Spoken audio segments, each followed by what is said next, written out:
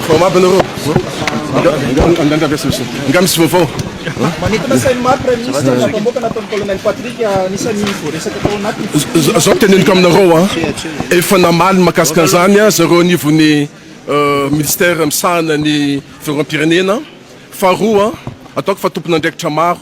nivoatanisy ao anatin'izay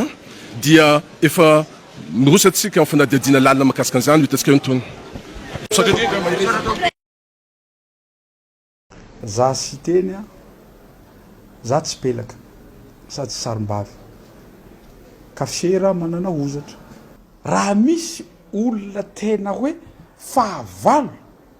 ny atao hoe décentralisation na fanomezana vola sy ny fahefana ny olona any amin'ny faritra na amin'ny commune ny anarany tompoko dia Andry Nirina Rajoelina amiko tsisy ilana azy ny tafy natao raha nivoaka malagasy za mba natao koa hatramin'ny fampirafesana anareo samy mpitandro ny filaminana rehefa tsy naomby ny fanetanana fikomena ny joro hatrany anareo tsy niontsona sy ny orooro tamin'izay natao taminareo singanina ianareo ao amin'ny gendarmerie-pirenena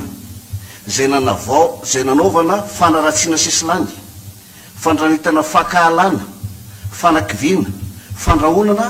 ary fampiororona anareo sy ny fianakavianareo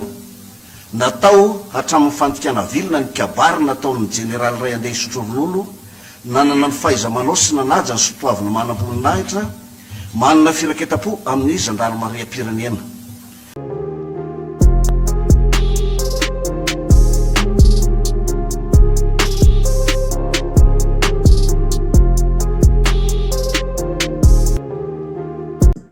Faly miarahaba sy mitafatafa amintsika jiaby indray mpanaraka ny chaîne YouTube vaovao malagasy ny toetra ara politika na toetra ara pirenena izay mafampana amin'izao fotoana izao no ifampizarana amintsika eto araka hitantsika zao ny fanaokevitra nataon'ny Prime Ministre Tsay Christian teo fa ao anatin'ny fanadihadiana lalina hitantsika mako ampamoaka nataon'ny Colonel Patrick iny ry zareo amin'izao ka mipetraka ny fanontaniana ho an'ny filoham-pirenena Andry Rajoelina sy ny Prime Ministre Tsay Christian sy ireo ministra rehetrarehetra na ny mpinono na ny mpisolelaka ny filoham-pirenena Andry Rajoelina zay hoe hosahinareo ve ny hampigadra ny ministra ny filohandahy na ireo mpiasam-panjakana ambony izay manao kolikoly avolenta izay ary minotsika hitantsika fa mety havadika zareo fa hoe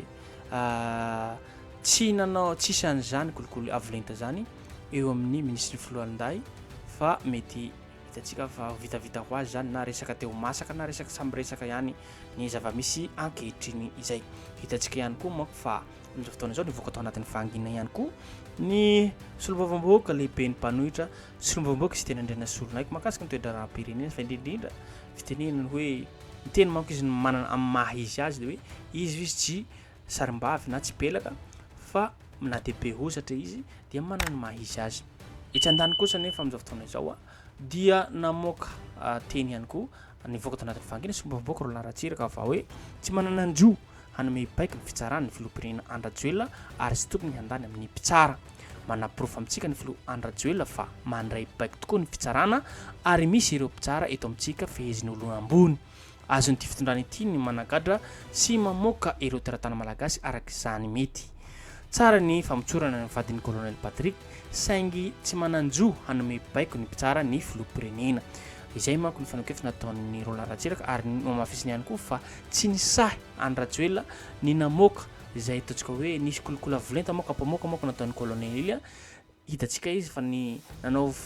fanaokevitra tamin'ny voaka malagasy ny mpanao gazety iny fa tsy nasiny resaka tsy nasiny sira mahakasika ny ampamoaka nataon'ny colonel zany hitantsika fa mahay miala bala izy ary fanaokevitra zay efa nataontsika ihany koa tamin'ny videontsika omaly tamin'ny ampamoaka zay nataon'ny colonel zay etsy-andany kosa nefa amin'izao fotoana izao hitantsika ihany koa manko fanaokevitra nataon'ny lehibe ny antemeron-doholona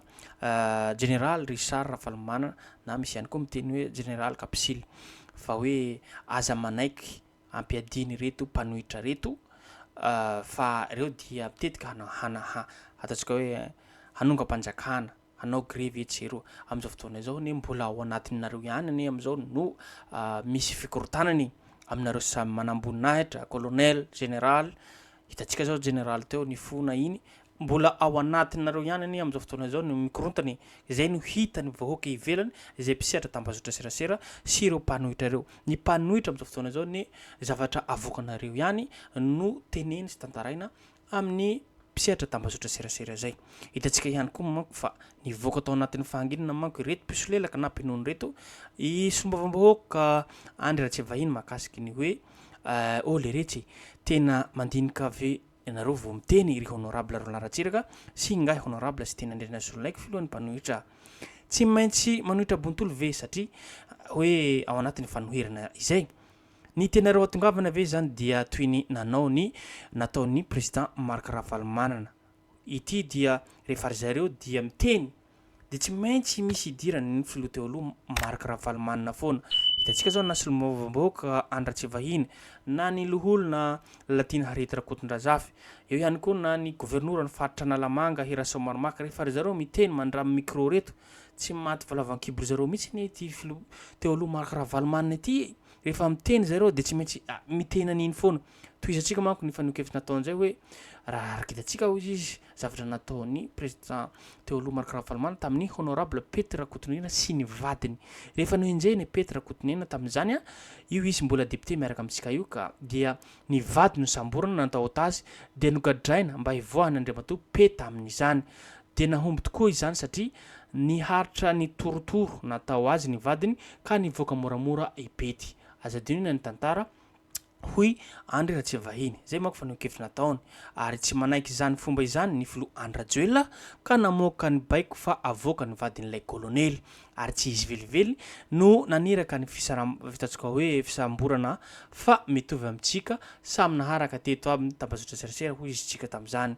izay zony filoham-pirenena tanteraka ny nanome grâce présidentielle fa efa ny feno izany hoy izy ihany tsy managadra izy fa mamoaka satria hitany fa tsirariny zay zany hoe tsy mampigadra zany tsy mampigadra zany ny filoham-pirenena Andry Rajoelina fa mamoaka izay amin'ny tsirariny zay na inona ino no heliky ny ray hoy izy sy tokony ho vakasika zany ny vady aman-janiny raha tsy nisy idirany tsy mitsabaka amin'ny asany fitsarany ny filoham-pirenena fa malalaka aminy ny asany ny mpitsara ary mahaleo tenany tanteraka ny mpitsara izay fa kosa amin'ny mahafiloha azy filoha Andry Rajoelina zany dia ny zo omeny lalàna no ampihariny fa afaka manome grâce zany izy tatsika amin'izay ihany koa ny fanokevitra nataon'izay ka sahino ihany zareo fa tena simba tanteraka ilay fomba fisainanareo tsy mihina hoe tsy hainareo zany fa tororehetra ilay fankalana olombelona ao anatinareo ao tianyteneny eto de solombavambahoaka Roland Ratsiraka sy solombavambahoaka sy teny andrena saiko ny mpanao politika raha voafonja nefa tafavoaka mialoha ny fahataperan'ny saziny de grâce no ny voahan'ny tao hainao aneny izany ny honorable Roland Ratsiraka te hanasongadina mafy ianareo fa hoe tsy manaraka ny lalàna ny zavatra ataon'ny filoham-pirenena izay fa tsisy an'izany eo izy aleo ampina ny vahoaka tsy ary nianatra droit daholo ny na iza fa na izany aza dia tsara ny milazany marina amin'izay tokony ho fantatra ny marina ny rary sy ny hisiny ary ny tody io ny ahy ampihariko sy iainako fa izaho tsy mahalalalàna hoy député Andry Ratsivahiny izay hitantsika zany fanokevitra nataon'izay ka hoe izay zany no analizy maivana fotsiny fa eto Madagasikara zany hoe misy olona ray miteny hoe gadrao de gadrao misy ihany koa no miteny hoe avotsorindray izy dia avotra hitantsika manko zany ny fanokevitra nataony mboka Andry Ratsivahiny izay ka andeha alohantsika jerentsika fanokevitra nataony lehibe ny antenne-maire ndoholona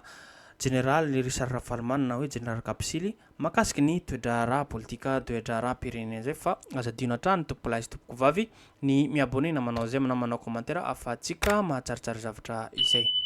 tsy anakereto Madagasikara ny endrika fampirafesana kasain'ny olombitsy amin'ny mpitandro ny filaminana hoy ny folohan'ny antenne-maire ndoholona ny général Ravalomanana Richard iaran'ny fanaratsiana ny zandary ary nandritra ny resaka lahateny nataon'ny jeneraly misotro ronono teo anivon'ny gendarmerie dia navadika resaka politika ary nolazainy indray fa notereny ity jeneraly misotro ronono ity raha nanao ny fanitsina ny lahateny izay nataony. Tsy mora ny manery manamboninahitra izany hoy ny filohan'ny antenimieran'olona olona ny jeneraly Ravalomanana Richard. Ireo mpanohitra any ivelany mitady fomba ampizarazarana ny mpitandron'ny filaminana amin'izao fotoana izao ary isan'ny iara-ny fanenjehana ihany koa ny ministry ny Foloalindahy amin'izao fotoana izao. Natao koa hatramin'ny fampirafesana anareo samy mpitandron'ny filaminana rehefa tsy naomby ny fanetanana fikomina. Nijoro hatrany anareo tsy niontsona sy niorooro tamin'izay natao taminareo. Singanina ianareo ao amin'ny gendarmerie-pirenena zay nanaovana fanaratsiana sesilany, fandranitana fakahalana, fanakiviana, fandrahonana ary fampiororona anareo sy ny fianakavianareo. Natao hatramin'ny fantikana vilona ny kabary nataon'ny jeneraly ray andeha isotro ronono, nanana ny fahaiza-manao sy nanaja ny sotoavina manam-boninahitra, manana firaketa-po amin'ny gendarmerie-pirenena. Rehefa nahitsy ny generaly io ny fantikana vilona ny nolazainy dia voizina indray hoe noterena sy norahonana izy. Jeneraly zany ve dia afaka terena izany indrindra fa efa misotro ronono. Ao koa ianareo amin'ny tafika eny hatramin'ny ministre ny Foloalindahy, ny sekretera jeneraly ary ny chef d'état-major des armées aza no aratsiana manamboninahitra mbola perinasa tamin'ny tambazotra tserasera navoaka ny vehivavy mpanohitra mipetraka any Frantsa. Makahala ny filoam-pirenenan'ny Rajoelina no izy mizaka ny filoam-pirenena frantsay kanefa io vehivavy io koa ary miady mafy miazahoana izany fizakana ny filoam-pirenena frantsay izany. Tsy mahombo ny fanakorontanana natao nandritra ny fandraisan'ny Madagasikara ny fihaonana ny tampony sy egoisy ny fahatongavan'ny filoham-pirenena frantsay teto Madagasikara ka any amin'ny tambazotra an-tserasera indray no mitady fomba anakorontanana ireo olombitsy indrindra ireo malagasy moa na any ivelany. Politika mitady toerana no andren'olon-dreny raha nambarany jeneraly Ravalomanana Richard fa tsy misy ny finiavana ampandroso ny fireneny. Teo ny fisakanana, ny fanembatsembanana, ny fiketrehana korotana, ny fandraholona sy asa fampiorolona ataon'ny olona sasany ty tena feno fakalana ny samy piraitan-drazana sy tsy miraharaha izay asoa ny vahoaka malagasy. Teo koa ny fanetanana maro fandanim-bola teto Madagasikara hatramin'ny nandehanana hatrany Frantsa kanefa dia tsy nahomby izany.